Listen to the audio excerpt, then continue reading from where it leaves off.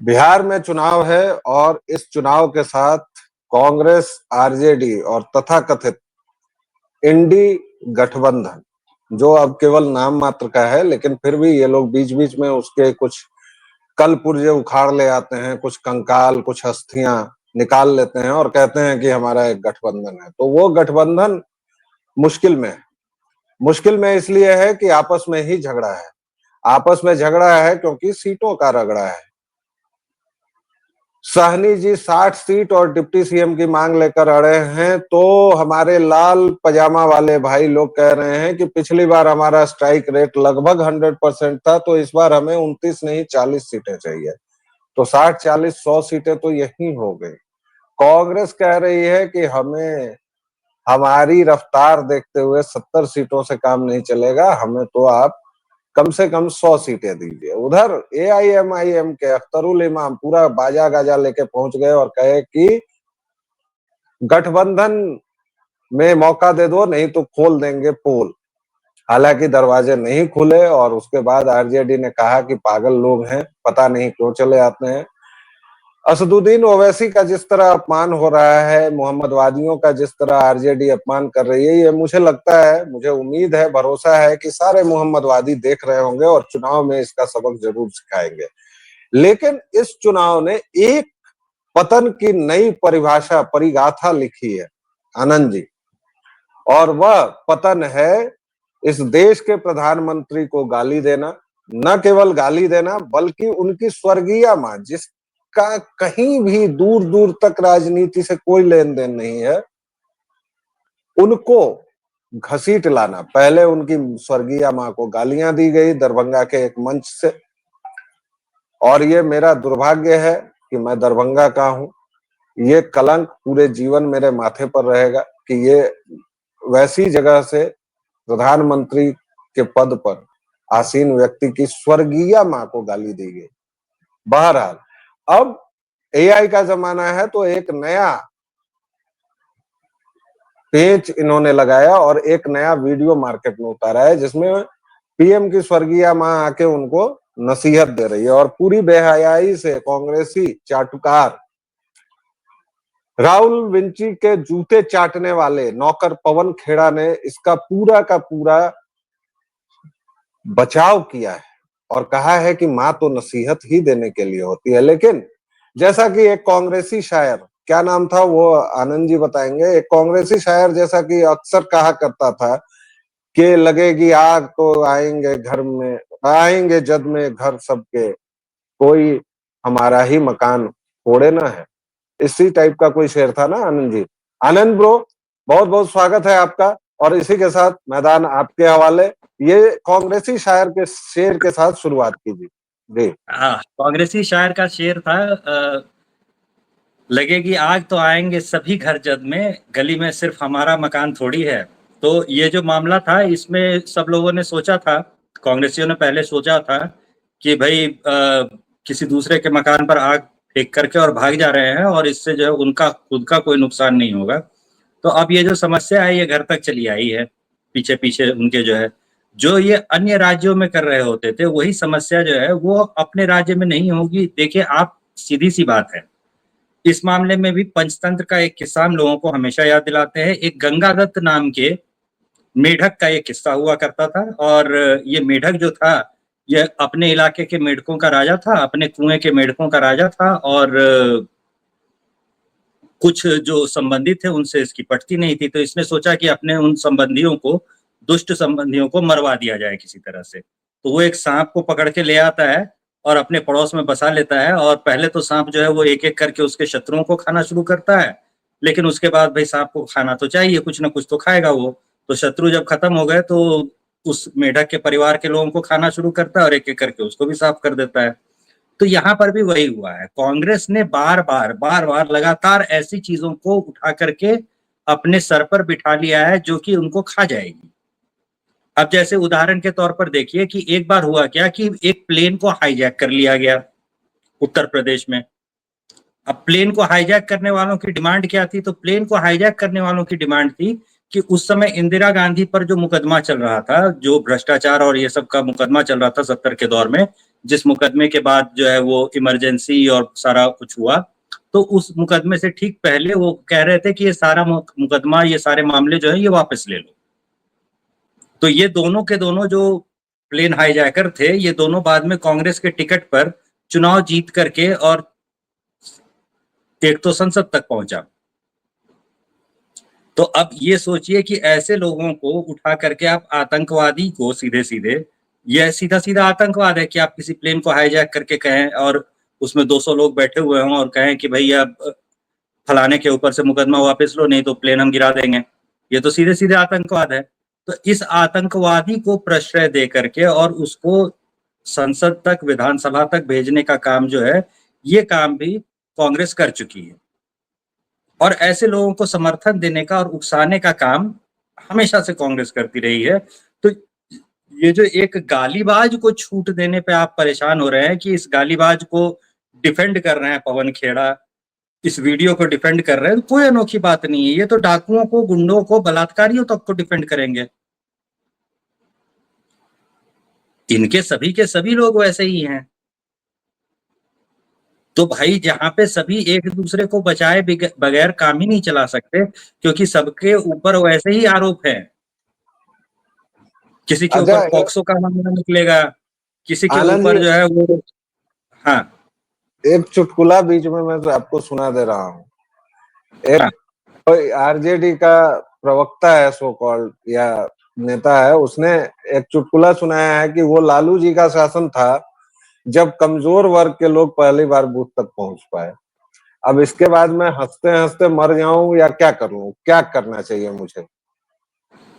उससे पूछना चाहिए कि कर्पूरी ठाकुर जी किस जादू से मुख्यमंत्री बन गए थे, और उससे पहले जो भोला पासवान शास्त्री 3-3 बार मुख्यमंत्री बने थे, वो किस जादू से बने थे। और उससे उसी दौर में अगर देखेंगे तो बीपी मंडल, जो मंडल कमीशन बनाने के लिए जाने जाते हैं, मंडल कमीशन की रिपोर्ट देने के लिए जाने जाते हैं, वो भी बिहार के मुख्यमंत्री रह चुके थे। तो ये कैसे रह गए थे बिहार के मुख्यमंत्री? और अगर ये कह रहे होते हैं कि आबादी का हिसाब क्या था और रिप्रेजेंटेशन का हिसाब क्या था, तो 1960s या मतलब 1940s के दौर से अगर आप बिहार विधानसभा देख लेंगे, तो बिहार में, अविभाजित बिहार में, यादव की आबादी 11% होती थी, ऐसा माना जाता है। विभाजित होने के बाद अभी के बिहार में 14% होती है, ऐसा हाल की जातीय जनगणनाओं में पता चला है। तो पहले 1930 की जनगणना वगैरह जो थी, उस समय तक माना जाता था कि बिहार में यादवों की आबादी जो है वो 30% के लगभग है, सॉरी 11% के लगभग है 1930 तक के दौर में। तो 11% ही रिप्रेजेंटेशन, पक्का पक्का 11%, 11% से कम कभी नहीं। 11% से ज्यादा कई बार हुआ है, लेकिन 11% से कम कभी नहीं हुआ है। तो हमेशा 11% यादव विधायक बिहार विधानसभा में रहे हैं। और 90 और 96 के दौर की अगर बात करें, तो 90 और 95 वाले जो चुनाव थे, उसमें तो 26% जो आबादी थी, मतलब 324 लोग जो थे विधानसभा में, बिहार विधानसभा में, उसमें से 26% लोग, 80 से ऊपर यादव विधायक हुआ करते थे। कभी 85 है, कभी 87 है। तो वो कैसे हो जाता था भाई, अगर लालू यादव के आने के बाद हुआ तो लालू यादव के आने से पहले से ये बहुत बड़ा एक झूठ है कि रिप्रेजेंटेशन नहीं मिलता था। रिप्रेजेंटेशन बिल्कुल जितना उनकी आबादी है उतना या उससे ज्यादा उन्हें मिला हुआ था पहले भी। आप रिप्रेजेंटेशन की बात करते हैं महाराज, ये चुटकुला तो सुनाया गया है कि पहली बार बूथ तक आने का, माने वोट दे। भाई जिस लालू यादव ने बूथ चोरी को सुप्रतिष्ठित किया, बूथ लूट को एकदम मजहबी जुनून से किया, वो उस व्यक्ति के पार्टी, उस व्यक्ति के लोग ये बोलेंगे कि बूथ तक? अरे भाई, हमने वो दौर देखा हुआ है अपनी आंखों से कि कोई रमई राम जाते थे, पहुंचे बूथ तक तो बाबा कहाँ हो गई तो और वोट जा। और इसमें केवल रमई राम नहीं थे, इसमें बुधन साहो भी थे, उसमें फलाने मंडल भी थे, उसमें मिश्रा जी भी थे, उसमें पाठक जी भी थे, उसमें कुर्मी जी भी थे, उसमें अति पिछड़ा भी थे, अति दलित जी भी थे। सब लोग थे जिनका वोट आप लोग चोरी कर लेते थे भाई। अरे सीधा मतलब सीधा साफ साफ बोलिए ना, जिन जिन समुदायों की आर्थिक स्थिति बंदूक रखने की नहीं थी, ब्राह्मण हाँ, समुदाय की आर्थिक स्थिति जो थी वो बंदूक रखने की नहीं थी। राइट। मुसहर समुदाय की मुसहर समुदाय की आर्थिक स्थिति बंदूक रखने लायक नहीं थी। पासवान समुदाय की स्थिति शुरुआत में बंदूक रखने लायक नहीं थी, लेकिन पासवान समुदाय जो था वो राजनैतिक रूप से 1894 में ही एक्टिव हो गया था, और 1894 में ही क्षत्रिय दुसाध किसान सभा महासभा नाम से इन लोगों ने अपने आयोजन करके और एक जगह इकट्ठा होकर के और पॉलिटिकल जो पावर होती है उसके लिए आंदोलन शुरू कर दिए थे। तो 1984 में चूंकि 1894 में चूंकि इन्होंने शुरू कर दिया था ऐसा, मतलब पिछली सेंचुरी भी नहीं, पिछली सेंचुरी भी शुरू होने से 2-4 साल पहले ही शुरू कर दिया था। तो उस 100 साल की मेहनत की वजह से 1950s का दौर जब आता है, तो 1950s के दौर में पासवान जो होते हैं वो डोमिनेंट कास्ट हो जाते हैं। जो रविदास या चर्मकार समुदाय जिसको कहते हैं, वो लोग थोड़े डोमिनेंट होने लगते हैं, अपने राइट्स के लिए असर्ट करने लगते हैं अपना राइट्स। बाकी जो समुदाय होते हैं, आपका नट हो गया, आज की तारीख में भी आप देखिए ना, आज की तारीख में भी आप बता दीजिए कि नट समुदाय से या मुसहर समुदाय से स्कूल का प्रिंसिपल हो, 90,000 स्कूल है ना बिहार में, और आरक्षण भी है बिहार में, तो आरक्षण भी लागू है। आरक्षण लागू नहीं है ऐसा तो नहीं है। सामाजिक न्याय तो 1990 में दे दिया है। तो पिछले हलालखोर 30 समुदाय का कोई ना कोई जो है वो होगा स्कूल का पि- प्रिंसिपल, लाल पिछले बेगी होगा 35 कोई ना वर्षों कोई स्कूल का प्रिंसिपल, नट पिछले होगा, उथर होगा, होगा पिछले ना। पिछले 35 वर्षों से तो सामाजिक न्याय इतना कूच कूच के दे दिया गया है कि बिहार सामाजिक न्याय के ओवरडोज से बीमार है जी।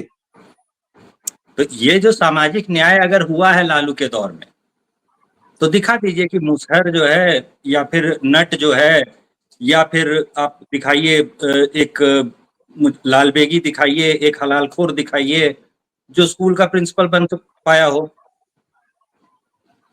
इतने सालों में नहीं, स्कूल का नब्बे नहीं, 90,000 स्कूल है बिहार सरकार के, और उन स्कूलों में से किसी का स्कूल का प्रिंसिपल नहीं बन पाया, किसी का स्कूल का हेडमास्टर नहीं बन पाया। नहीं, मुझे +2 वाला एक स्कूल चीज। भी छोड़िए, चले नीचे वाले स्कूल पे आ जाते हैं। 10वीं तक के जो स्कूल हैं, उत्क्रमित महाविद्यालय जो बना बना करके सभी विद्यालयों को उत्क्रमित महाविद्यालय नाम रख दिया गया है। हर विद्यालय के नाम के आगे एक शब्द उत्क्रमित जोड़ दिया गया, और उत्क्रमित जो है वो जो जूनियर स्कूल था वो मिडिल स्कूल हो गया, जो मिडिल स्कूल था वो हाई स्कूल हो गया, उत्क्रमित कर देते ही। अंदर उसमें टीचर्स की बहाली हुई है या नहीं है, बेंच डेस्क आए हैं या नहीं है, पंखा है या नहीं है, कमरे में छात्र हैं या नहीं है, इस सब से क्या लेना देना। उत्क्रमित लिख देने से वो तो उत्क्रमित हो गया। तो ये तो हो चुका है प्रयोग बिहार में। तो इन प्रयोगशाला स्कूलों है में कि नहीं? ये जो सामाजिक न्याय हुआ, ये जो सामाजिक न्याय हुआ, तो ये सामाजिक न्याय हो करके क्या हक मिला। अगर 3% कहें कि ठाकुरों की आबादी है, ठाकुरों मतलब जो नाई वाला ठाकुर समुदाय होता है उसकी आबादी है, तो कर्पूरी ठाकुर के बाद विधायक कहाँ गए ठाकुर समुदाय से। रजक समुदाय जो धोबी समुदाय होता है, इसके विधायक कहाँ गए। नहीं, मैं उतनी दूर आपको हारमोनियम लेके जाने भी नहीं दे रहा हूं, मैं अच्छा, तो आपको पकड़ कुर्मी के ला रहा कुर्मी हूं, कोयरी रुकिए। है, कुर्मी कोयरी की गिनती जो है वो कम नहीं हुई है। कुर्मी रुक कोयरी जाइए। लवकुश समुदाय जिसको कहते हैं, उस समुदाय की का प्रतिनिधित्व आपको दिखेगा। आनंद जी, आपको मुझे बार बार बीच में जो लाता हूं मैं, तो कई दर्शक श्रोता कहते हैं कि आप डिस्टर्ब क्यों करते हैं, लेकिन आपको फिर लेके आ रहा हूं।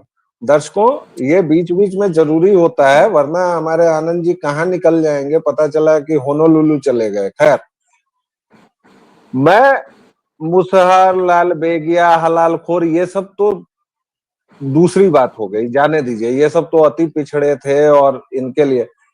लालू ने यादवों का कौन सा भला कर दिया है, मुझे केवल इतना बता दे। 10 यादव यादवों का छोड़ भला के ये किया 10। कि उन्होंने माय समीकरण बनाया।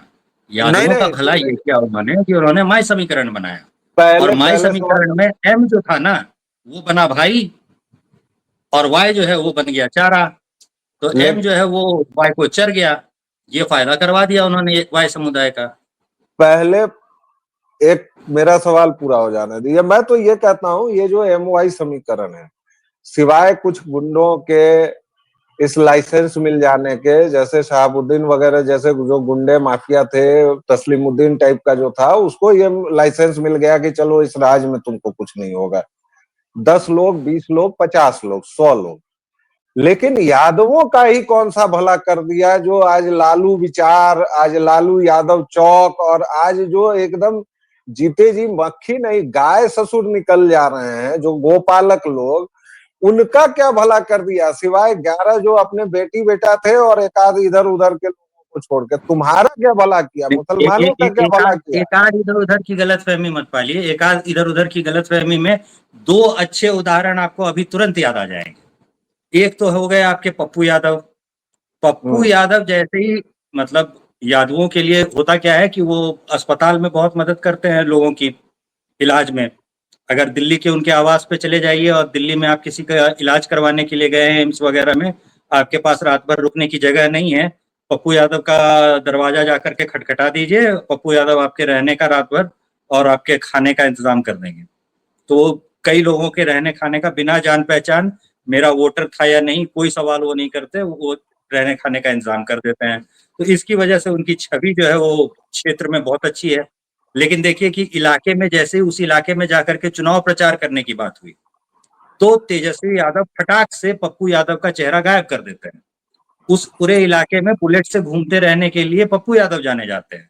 और जब उस इलाके में बुलेट से रैली निकलती है, तो बेतिया से बुलेट मंगवा के और उस पे सवार हो जाते हैं राहुल गांधी। और वहीं पर जो मौजूद है पप्पू यादव, उस पप्पू यादव को पूछते तक नहीं, एक बार बोल देते बुलेट पप्पू यादव मंगवा को के अपनी नहीं, मोटरसाइकिल बुलेट तो मंगवा वैसे ही के लाते नहीं, बुलेट मंगवा के नहीं, चोरी हैं। करवा के। बाइक छीन बुलेट चोरी करवाई छिनतई गई है, छिनतई छीनी गई, छिनतई इसको इसको इसको चोरी भी नहीं कहा जाता है। रैली आई, छिनतई। ठीक है, हाँ, रैली के साथ छिनतई। 200-400 लोग थे और आप बैठ करके ढाबे में खाना खा रहे थे। आपके पास आए 200-400 लोगों में से 20-25 लोग, आपसे मोटरसाइकिल की चाबी ली और लेकर के आपकी मोटरसाइकिल आपके आंख के सामने चले गए। और आप कुछ नहीं कर सकते 200-400 लोगों का, क्योंकि वो लाठी गड़ा से हाँ, दबिया फरसा बिल्कुल, इत्यादि से लैस हैं। बिल्कुल। अगर आप बोलेंगे तो वहीं काट दिए जाएंगे। एक जरा आप इसको कंक्लूजन की ओर ले चलते हैं। अच्छा, दूसरे एक दूसरे वाले का जिक्र नहीं किया। दूसरे वाले यादव नेता का जिक्र करना भी बहुत जरूरी है। दूसरे वाले यादव नेता जो आगे बढ़ रहे थे, वो अभी अभी मारे गए हैं पटना में। और उनके हत्या में 4 लोगों को हिरासत में लिया गया। अच्छा ठहरिए, हिरासत में लिया गया है, गिरफ्तार नहीं किया गया है। अभी हिरासत में लेकर के पूछताछ की जा रही है। कुछ निकलेगा अगर, तब जाके हिरासत में लिया जाएगा। तो ये सरकारी भाषा का अंतर भी लोगों को याद रखना चाहिए। तो यहाँ पर ये जो एक मारे गए, ऐसे ही 2020 में एक मारे गए थे। एक जो अभी पार्टी से निकाल दिए गए और जिन्होंने जर्सी गाय वाला बयान दिया था, वो भी बड़े इंटरेस्टिंग नेता है। ये नेताजी जो है, ये 9.5 साल बाद जेल से छूट करके बाहर ही आए थे। पहले ये आरजेडी के ही नेता हुआ करते थे। अभी अभी ये 9.5 साल की जेल काट करके बाहर आए हैं। 9.5 साल की जेल इनको क्यों हुई थी भाई? तो 9.5 साल की जेल इनको हुई थी पॉक्सो के मुकदमे में। जी, जी, बिल्कुल सही सुना आपने। पॉक्सो का मुकदमा क्या होता है, ये आप अच्छी तरह जानते हैं। पॉक्सो वही धाराएँ होती हैं, जो बच्चों के साथ यौन दुर्व्यवहार करने पर लगती हैं। अभी-अभी जो मुजफ्फरपुर वाला कांड सुना था, उसमें यही पॉक्सो की धाराएँ इस्तेमाल हो रही थी। और यही वो पॉक्सो की धाराएँ होती हैं, जो हम लोगों को पढ़ा रहे होते हैं, सिखा रहे होते हैं कि भाई अगर ऐसा कुछ होता हुआ दिखे, तो उसकी तुरंत शिकायत करो। समाज में इस तरह की घटनाएँ बहुत बढ़ रही हैं। इस तरह के भेड़िए बहुत सारे समाज में घूम रहे होते हैं, तो इस पर शिकायत करो। तो ये जो जी, धाराएँ हम लोग सिखा रहे होते हैं, इसका मुकदमा था। जी। और ये राजवल्लभ यादव के बारे में बता रहे थे। इससे पहले इन्होंने जिनकी हत्या की बात की वो राजकुमार राय थे। और दर्शकों, इसीलिए मुझे बीच-बीच में इस व्यक्ति को रोकना पड़ता है, क्योंकि ये संकेतों में दार्शनिक स्तर पर ऐसी बातें करते हैं, उसको मुझे फिर व्याख्यायित करना पड़ता है। लेकिन एक तरफ प्रधानमंत्री की स्वर्गीय माँ, उनके साथ गाली-गलौज, फिर एआई वीडियो और उसके बाद की गंदगी। दूसरी तरफ तेजस्वी बिल्कुल अपने बाप की तरह माफिया बनने की राह पर चल पड़े हैं। चल क्या पड़े हैं, वो हैं ही गुंडागर्दी। उनकी बातचीत से, उनकी भाषा से, उनकी देह भाषा से सबसे झलक रही है। और इस बार देखना दरअसल ये होगा कि बिहार की जनता इस पूरे प्रकरण को कैसे लेती है, और बिहार की जनता चुनाव के समय तक इन सारी बातों को याद रखती है या नहीं रखती है, इस बार चुनाव में क्या होने जा रहा है, इन सब पर रोज टटका खबर के साथ मैं और आनंद जी आप सभी को बिहार की ताजा हालत से, बिहार के ताजा घटनाक्रम से अवगत कराते रहेंगे। फिलहाल अपना स्नेह और प्रेम बनाए रखिए। व्यालोक वाणी को आप बहुत स्नेह दे रहे हैं, आपने लाइक, शेयर, सब्सक्राइब किया हुआ है, वो कृपा रुकनी नहीं चाहिए, बरसती रहे। फिलहाल एक छोटा सा विराम, फिर मिलेंगे, तब तक के लिए जय जय सिया राम।